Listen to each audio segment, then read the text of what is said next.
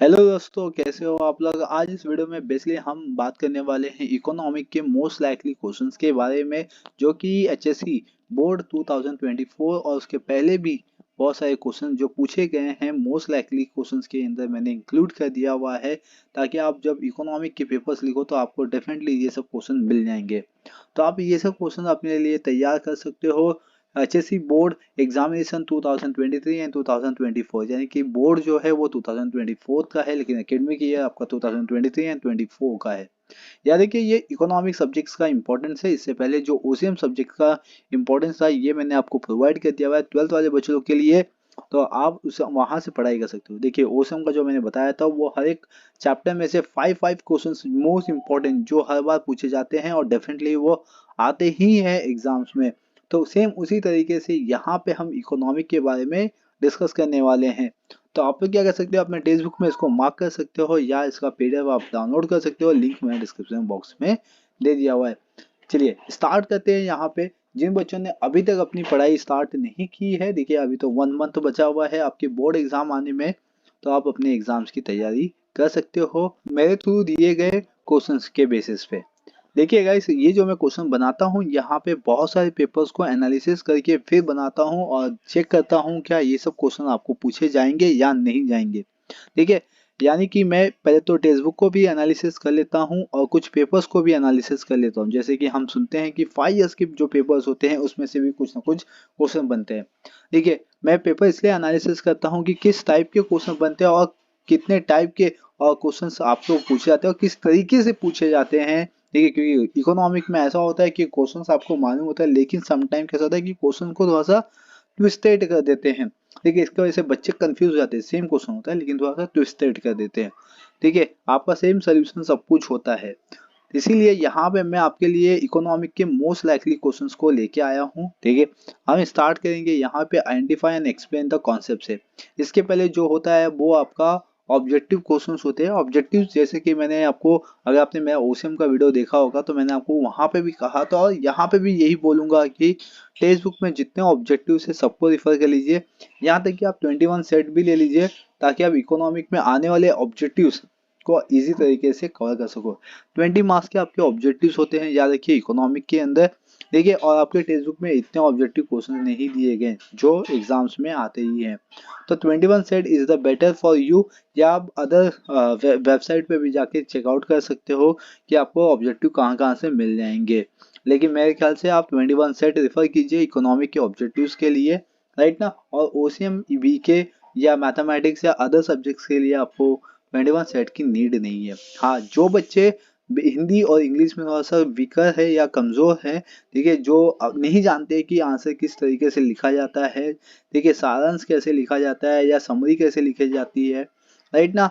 तो आप 21 set refer कर सकते हो हिंदी एंड इंग्लिश के लिए भी, और इकोनॉमी के लिए तो आपको करने ही करना चाहिए, राइट। तो चलिए स्टार्ट करते हैं। यहाँ पे identify and explain the concept any 3 आता है, जो कि 6 मार्क्स के लिए आता है। याद रखिए हर एक मार्क्स आपके लिए इंपॉर्टेंट है यहाँ पे।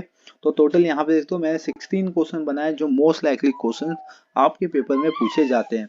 जैसे कि Salma purchase sweater for father in the winter season, या तो John produce 5 unit of the mobile in the factory, देखिए at rupees 50,000 when he produce 6 unit, total cost rupees 60,000। तो ये आपका देखो टोटल रेवेन्यू का हो गया या टोटल कॉस्ट की बात हो गई है यहाँ पे।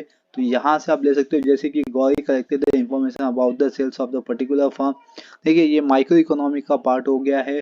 Gautam is the entrepreneur, his supply of a commodity decreases due to the strike among the worker, ये सप्लाई चैप्टर्स का हो गया, right. England import cotton from the India, made garment and sold to Malaysia. Right. Raju's father invested money in the market for a long term within the outside country. Right ना। तो ये देख रहे हो ये सब क्वेश्चन मोस्ट ऑफ द, आप paper भी उठा के देखो ये सब क्वेश्चन बनते ही है। ठीक है, lucky deposit lump sum of rupees 1 lakh bank from the period of the 1 years. Ashok paid the tax on the his income and properties. Ramesh prepared the sales price, income number, index numbers. ठीक है, a table seller sold the table for rupees 2000 per pieces, right. In this way the sold 15 table on rupees 30,000. तो ये सब आपके क्या identify and explain the terms है। अब ये आराम से 21 सेट लेना है आपको, ठीक है। 21 सेट में आपको इजीली हर एक क्वेश्चन यहाँ पे मिल जाएंगे आपको, जो कि ये मोस्ट लाइकली क्वेश्चन है। Fall in the price of the sugar 50% results in the 50% raise in the demand. A poor person want to buy a car. Ramesh demand for salt remain unchanged in the spread rise to the its price by 10%. XYZ company है, ठीक है, जो produce कर रही है और cell कर रही है, जो कि अपने कंट्रोल में रखी है entire the market supply for the product which has no close substitute, यानी कि मोनोपोली के बारे में यहाँ पे बात कर रहे हैं। स्टैटिकल टूल यूज किया जा रहा है measure the change of the price FMCG goods during 2018 with respect to 2014, ठीक है। तीन R deposit the lumpsum amount of rupees one lakh in the bank for a period of 1 year. तो ये सब देखो 16 क्वेश्चन मोस्ट लाइकली, ये question आप कर लो, डेफिनेटली आप देखना इकोनॉमी में अच्छा खासा मार्क्स लेके आ सकते हो। आते हैं डिस्टिंग्विश, ठीक है। डिस्टिंग्विश भी आपको दिया नहीं है।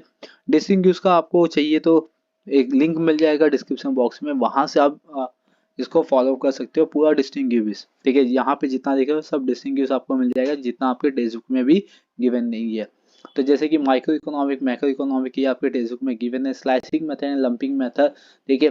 टोटल यूटिलिटी, मार्जिनल यूटिलिटी, ये सब देख लो। Form utility, time utility, place utility and time utility, ये सब क्वेश्चन तो आते ही हैं। यूटिलिटी के क्वेश्चन बनता है, मैक्रो माइक्रो के क्वेश्चन बनते हैं, राइट। रिलेटिवली इलास्टिक डिमांड है और रिलेटिवली इन इलास्टिक डिमांड है। और इंडिविजुअल डिमांड, मार्केट डिमांड हो गया, यहाँ पे डिजायर एंड डिमांड क्वेश्चन दिया हुआ है। फिर perfect elastic demand and perfect in elastic demand, internal डेप्ट और एक्सटर्नल डेप्ट, ठीक है, ये दिया हुआ है आपको। इंटरनल डेप्ट और एक्सटर्नल डेप्ट दिया हुई है। स्टॉक एंड सप्लाई है, ठीक है, इंक्रीज सप्लाई और decrease supply, internal trade and international trade है।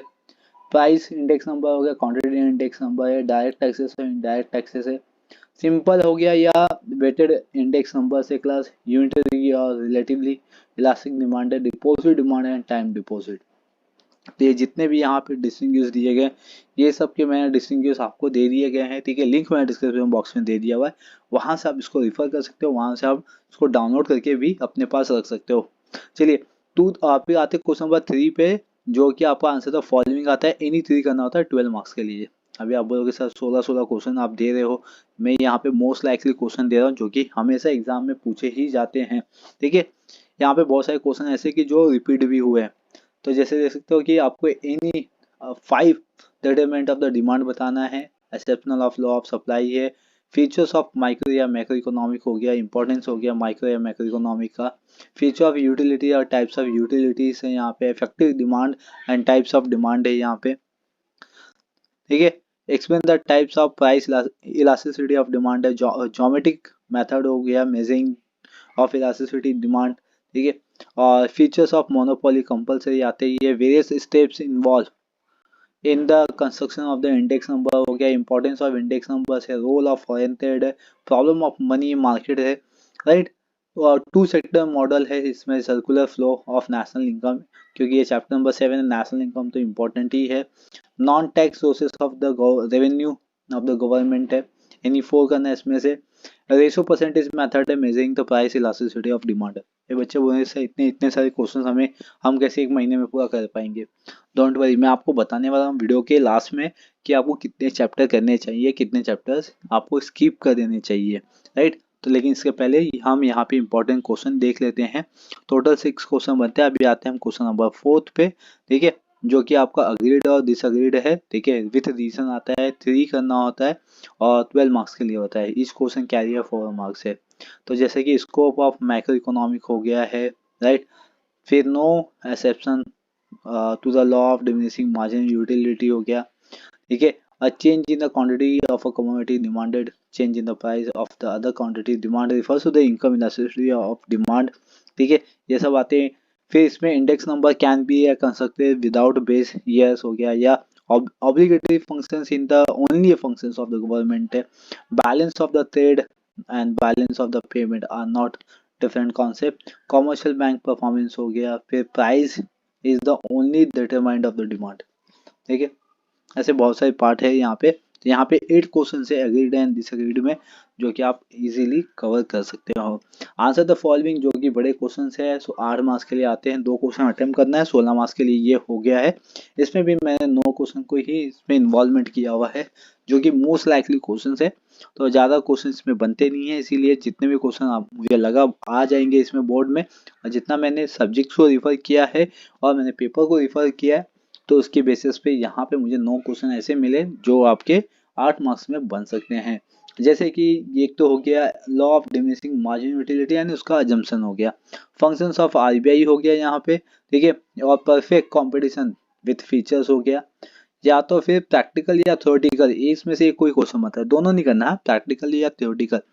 ये आता है आपका मेजरमेंट ऑफ द इनकम, ठीक है, difficulties in the measurement of the national income, ये बनता है यहाँ पे। या तो फिर बनता है आपका various method of measuring the national income, या तो various reason for the growth of the public expenditure, जो कि चैप्टर नंबर 8 से यहाँ पे है। लॉ ऑफ डिमांड है, उसका अजम्पशन है, या सेम उसी तरीके से आप लॉ सप्लाई उसका अजम्पशन यहाँ पे ले सकते हो। And the concept and the variance of the change in the demand and with diagram, ये तो आते ही है, ठीक है, क्योंकि विद डायग्राम है तो इकोनॉमिक में तो ये आएगा। मैंने क्वेश्चन नंबर 5 यहाँ पे नहीं इंक्लूड किया, क्योंकि क्वेश्चन नंबर 5 आपका केस स्टडी होता है।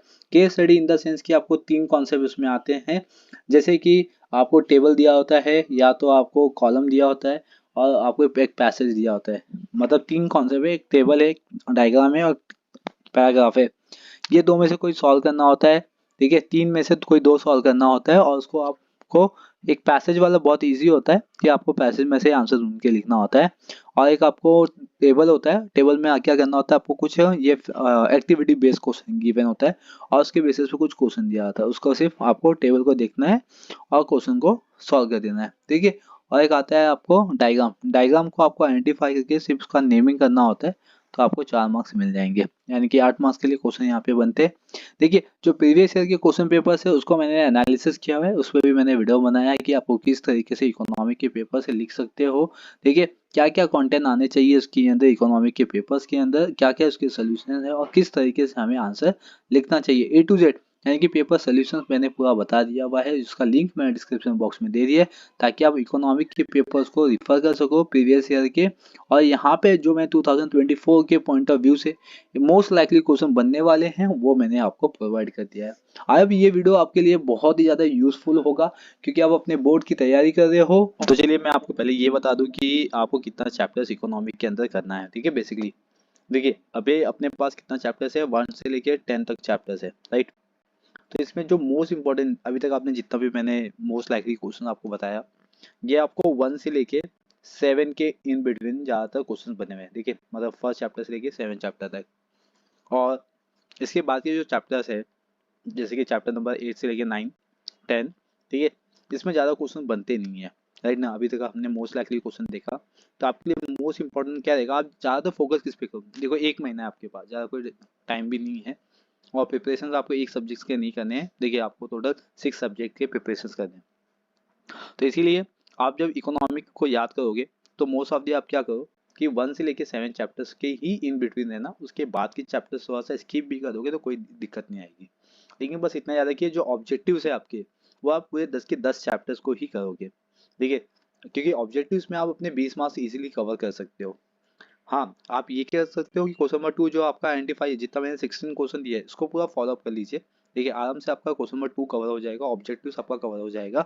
लेकिन जो बड़े बड़े आंसर्स हो, आंसर द फॉलोइंग हो गया या अटेम्प्ट द फॉलोइंग हो गया, उसके लिए आप क्या करो, क्वेश्चन नंबर 1 से सॉरी चैप्टर नंबर 1 से लेके 7 तक के ही फॉलो अप करो, एंड जिसमें आपका इंट्रोडक्शन टू इकोनॉमिक है, यूटिलिटी है, डिमांड है, ठीक है, सप्लाई है, फिर आपका फॉर्म ऑफ मार्केट हो गया, इंडेक्स नंबर हो गया, एंड नेशनल इनकम। तो ये 7 चैप्टर ही आप मोस्ट ऑफ दी फोकस करो, अच्छा खासा मार्क्स आपको निकल जाएगा इकोनॉमिक के अंदर, ठीक है। तो ये टोटल आपको 7 चैप्टर्स यहाँ से करने हैं, और जितने मैंने क्वेश्चन दे दिए मोस्ट लाइकली के, उसको फॉलो अप कर लीजिए, तो ये आपके लिए इकोनॉमिक का बहुत ही अच्छा पेपर 2024 का बन जाएगा। चलिए, इस वीडियो में बस इतनी है।